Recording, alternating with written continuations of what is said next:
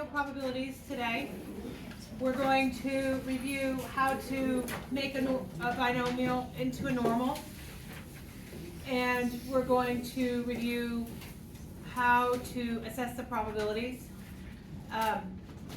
Come Monday, we're going to be doing something called hypothesis testing. So hypothesis testing is taking, in a nutshell, taking a thought process. So if I tell you something is going to work all the time, it's true.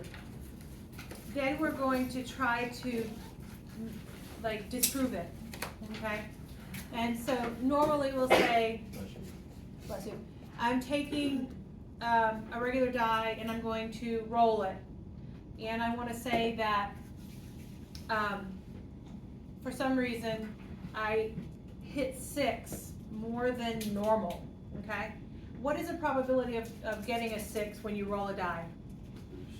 1 out of 6, right? Okay, so I'm going to tell you that I think the probability is bigger than 1/6 to get a 6 when I roll it.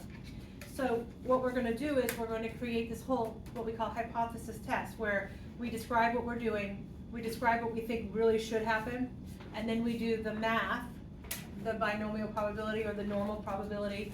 Later on, we're going to do something called Poisson distribution as well for probability. So you'll learn a third type of probability. And then we're going to prove or disprove what that hypothesis test is telling us. And then we declare whether indeed the original thought process was right or it was not right, okay? So in a nutshell, that's what hypothesis testing will do for us. But the math of it is kind of old school for now.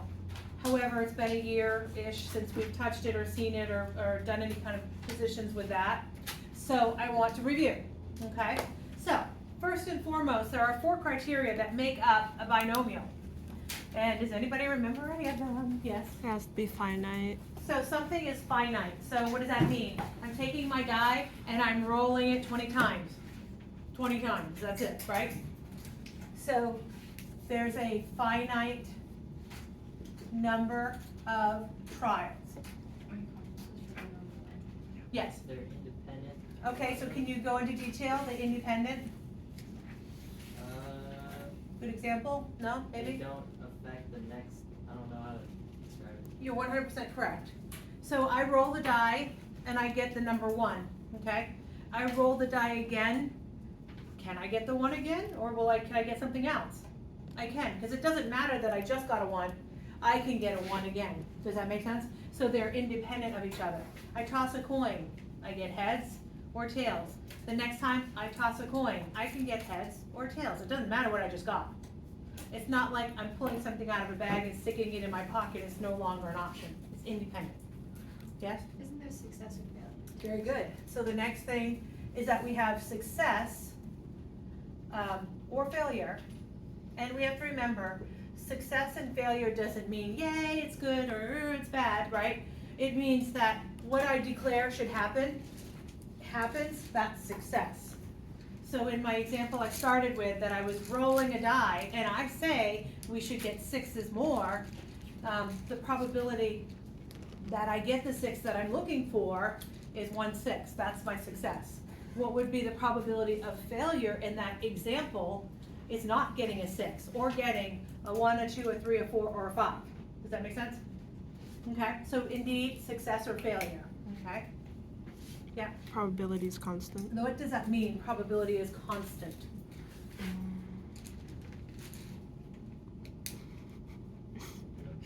It doesn't change. I'm, constant doesn't have an ACT at the end. Well, sometimes it does. I don't know what I was spelling there. And still I'm not spelling very well. Okay, so tossing a die. What's the probability of getting the heads? 50. 50%, right? Okay. If I toss a second time, what's the probability of getting heads again? 50. 50%. And again? 50. 50%. Rolling a die. What's the probability of getting the 6? 1/6. 1 out of 6. Roll it a second time. Probability is, 1/6. again, 1 out of 6. Constant probability, not changing. So the 4 criteria for me to declare it a binomial is that. Does anybody remember what the actual formula is for it? If not, it's on your bright color sheet of paper, I do believe. So I want you to seek it out.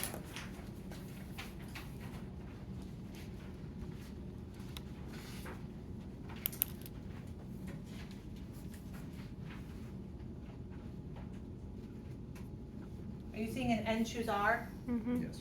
Do you guys remember NCR in your little calculator, all that good stuff you have in there, right? Okay, NCR, and then what's the first thing gonna be? PR or P to The the R. probability of success, which we call P. The probability of success to what power? R. I don't know what you have on your red color sheet of paper, is it R? Yes. Okay, you have that.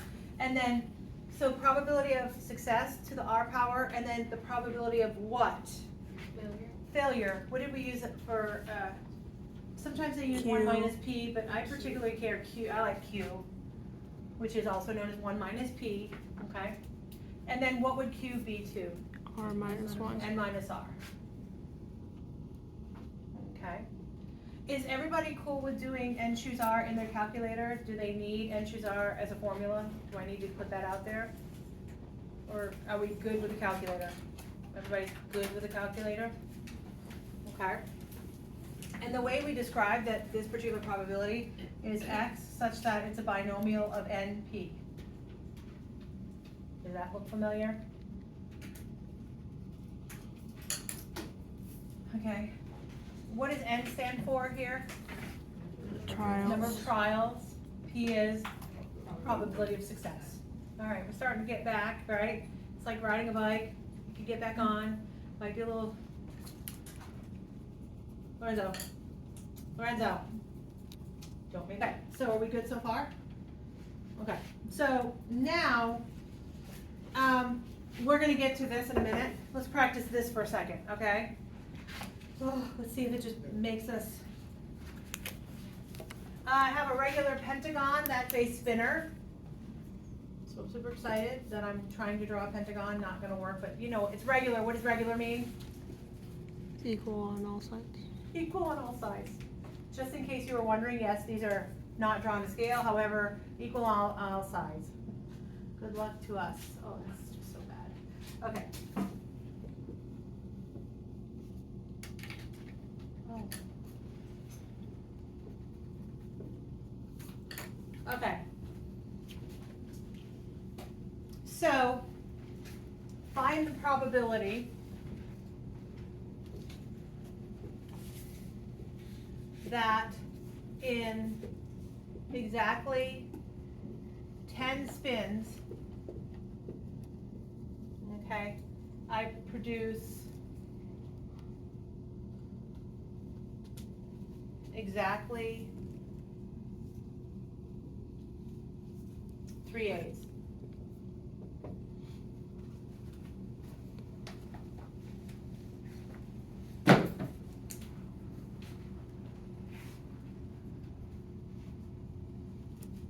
Okay, so let's set it up. Exactly 3 A's. What's my finite number of trials? 10. I'm spinning this regular pentagon 10 times, right? And so I'm looking for the probability that in 10 tries I get exactly 3 A's. Okay. Oh, never mind. Sorry. Go ahead. I guess I could write it a little nicer. The probability that X is 3. Okay, so what am I looking for to happen? I'm looking to get exactly how many? 3. 3 of them. All right, what is my probability of success in this particular case? How'd you get that? There's 2 A's out of how many? 5. So my probability of success is 2/5.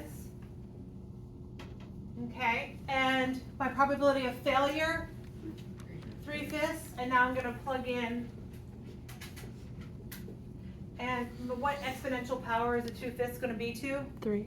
Is 3, and then what's the exponential power of the other guy? 7. 7 indeed. Go ahead and plug it in your little calculator. Are we getting an answer? And what are we getting? 3 sig figs. 0.215. Are we feeling good? So far so good? Yes? Okay, so let me give you one to try.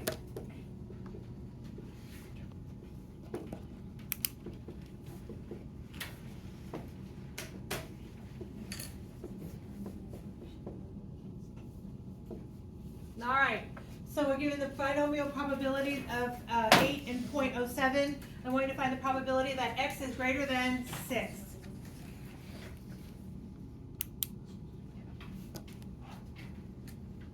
Recognize that my maximum number of trials is what number? 8. So I'm starting at 6, including 6 or not? No. What would include 6 if I had that? Had a little equal sign, right? So in this particular case, I'm finding the probability that it's greater than 6, which includes the number 7 and the number 8. What do I do with those two answers? Add them up. It's been a minute, but we're good, right?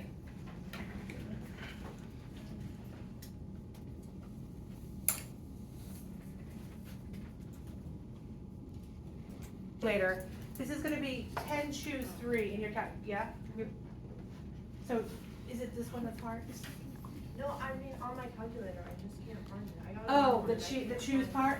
Oh, I know where it is. Where is it? It's a divide. Oh, that one? Yeah. Hold on. Choose 7, and then the probability of success to the 7th power. And then what's the probability of failure going to be?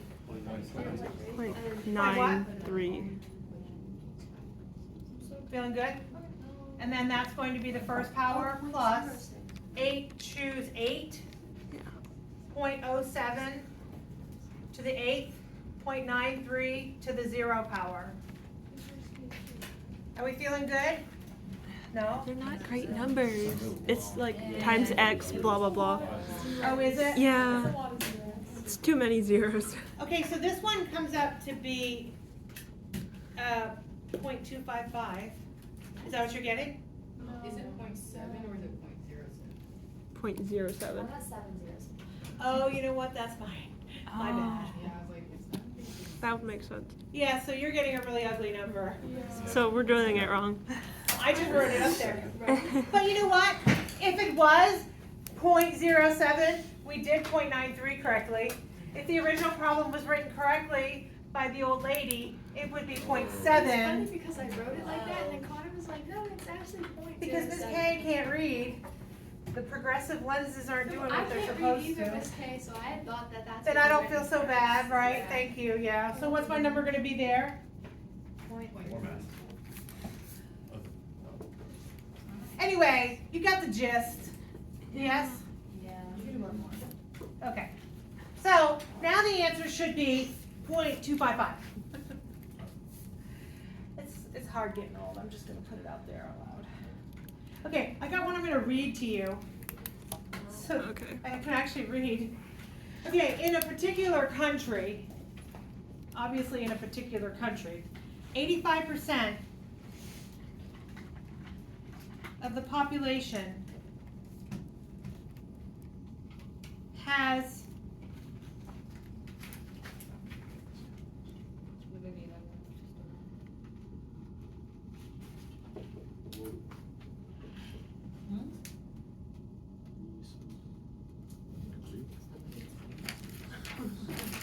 We've done this already. we have. I remember doing it last week. Because it's like, what's that word mean? Yeah. What does Roos's positive mean? I thought you meant to put a T there. No, no T, I don't think. No T. What does it mean? What is it? RH. I'm looking it up. RHESUS. Roos's positive. How do you say it? Like it. Rhesus positive? What does it mean? They have inherited an RH factor from either their mother or their father. If a fetus does not inherit the RH factor from either the mother or the father, then the fetus is RH negative. Okay.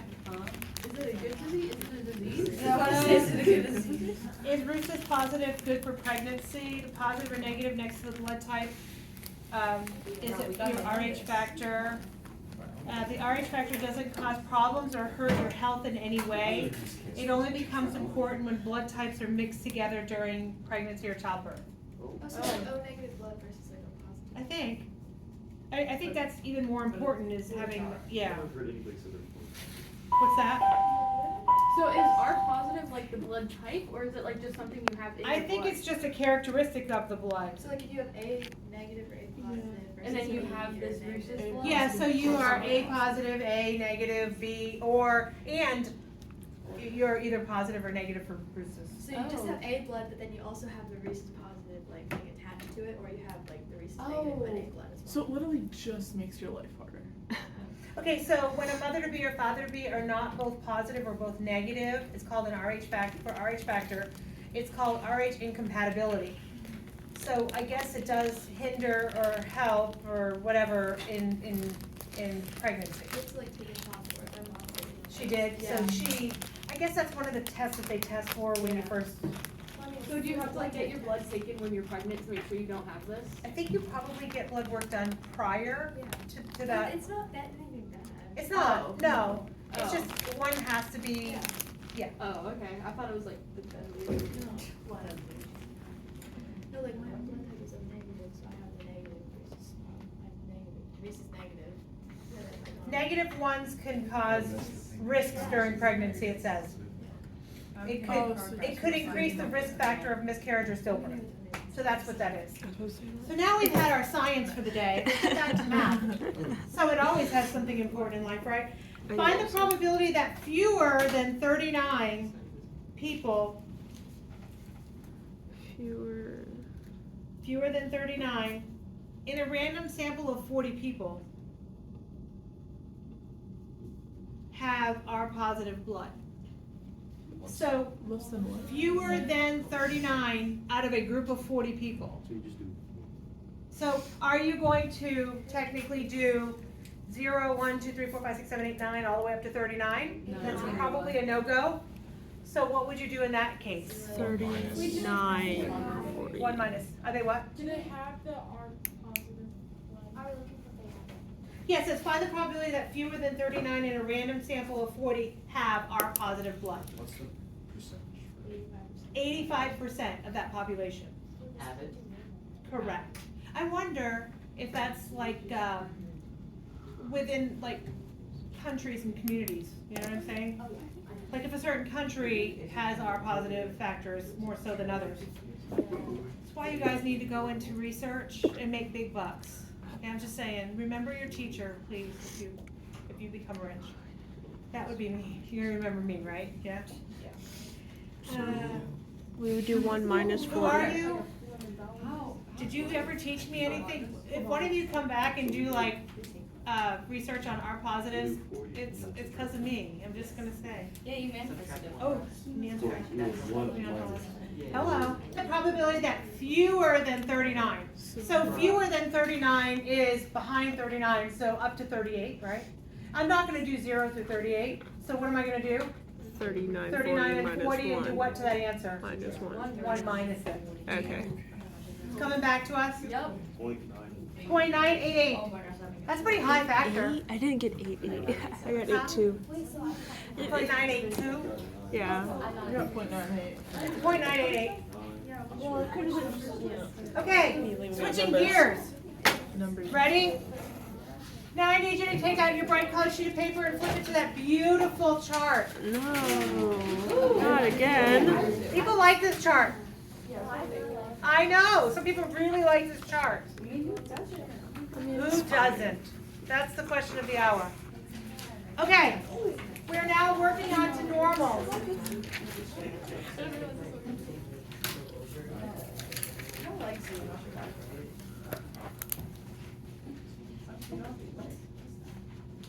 I don't think they give you this. I don't think they give you that. No, they never did. This is the only thing I got points on the steps.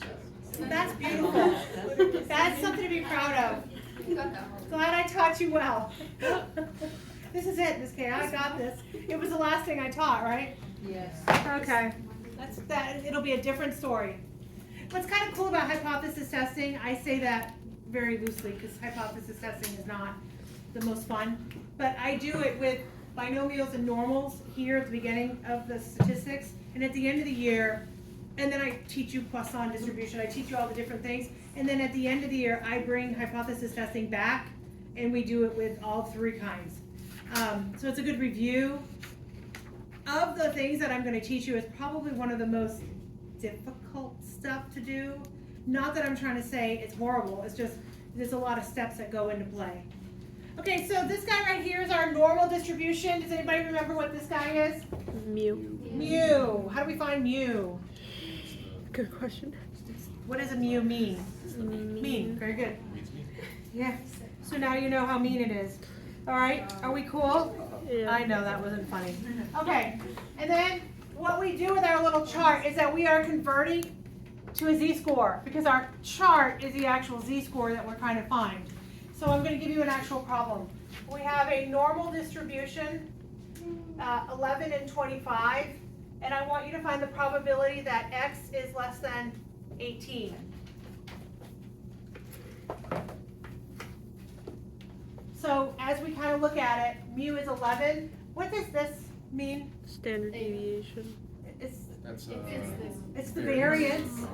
And then what is this? Standard The deviation. standard deviation. The square root of the variance is the standard deviation, okay? So you are going to plug and chug into that little thing. What's our x in this particular? In this problem, x is 18. What's my mu? 11. 11. We're going to divide it by 5. the square root of 25, which indeed is 5. I'll just show the work. Okay, so we are looking for this particular z-score. Remind me for a brief moment, if I was to draw a rough sketch of my normal curve, what is right down the middle? The mean, and what is our mean in this case? 11. 11. Where would 18 be in conjunction to that mean? To the right. To the right of it. And now what am I looking specifically for? The things that are less than it. Good news is that's what this particular chart does for us. So when I have my 18, I'm going to go to the things that is less than it. Let's think of the big picture here. That, if my picture is pretty good, doesn't it make sense that it's going to be 100% bigger than 50%? It's definitely bigger than 50%, right? And so I know when I'm looking at my numbers that I kind of guess what's going to happen. If I was looking for the stuff to the right of it, it would be, again, a big number, but we want the little snippet of it. So we have to kind of remember how that works on my normal curve. Drawing a picture of it every time kind of helps me, and it would definitely help you when you're doing these problems with hypothesis testing. So go ahead and crunch your numbers. Tell me what you get. 7/5. And this is not x. I misnomered it. I should have actually called it a z, correct? Because what are we using? A z chart. Okay. So what do we get for a number here when we do that? 7/5. Well, this is 1.4, right? So what I want you to do is go to your handy dandy chart. I want you to look for 1.4 on your z-score chart.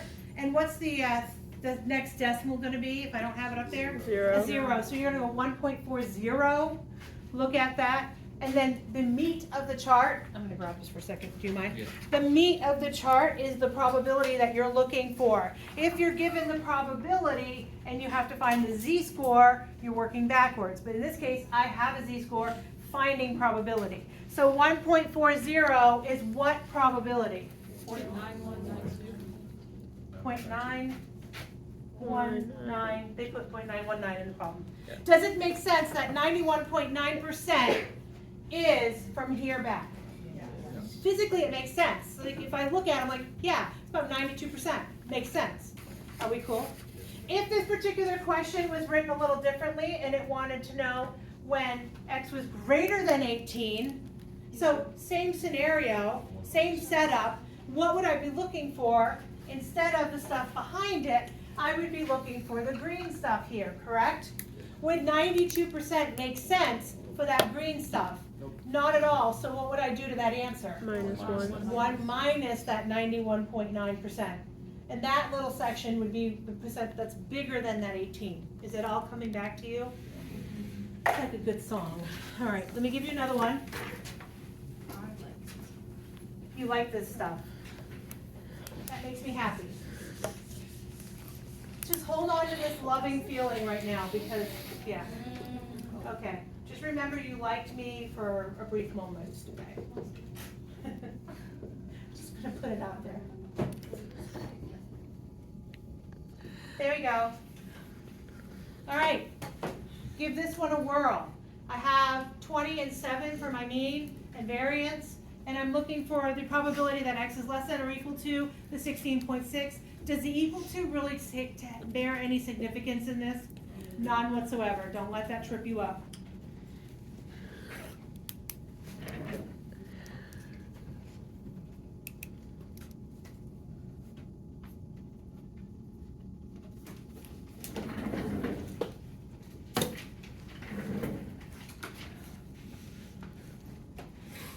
Oh, how do we handle a negative z? Subtracted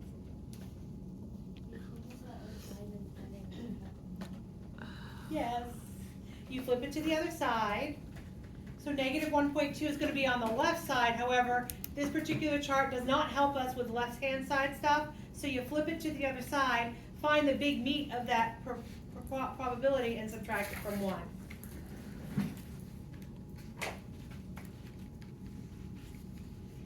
I'll do a visual.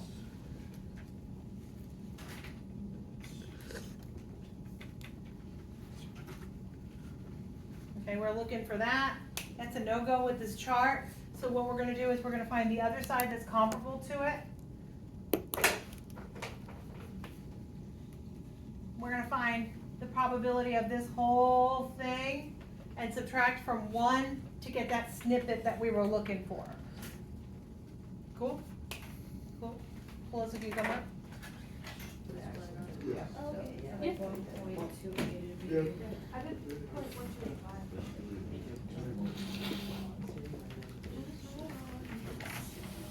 I'll put the answer to this one up so you can check your math.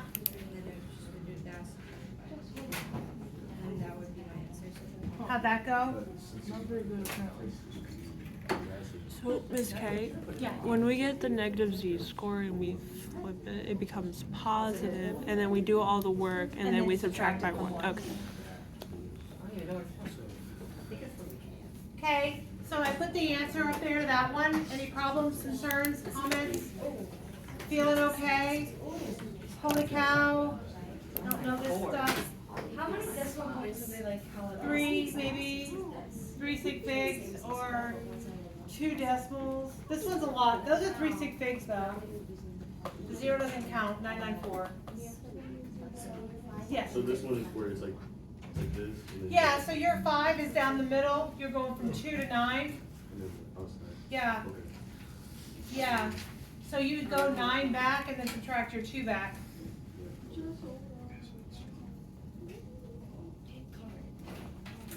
You like lean on your hand. So like a as long as you go.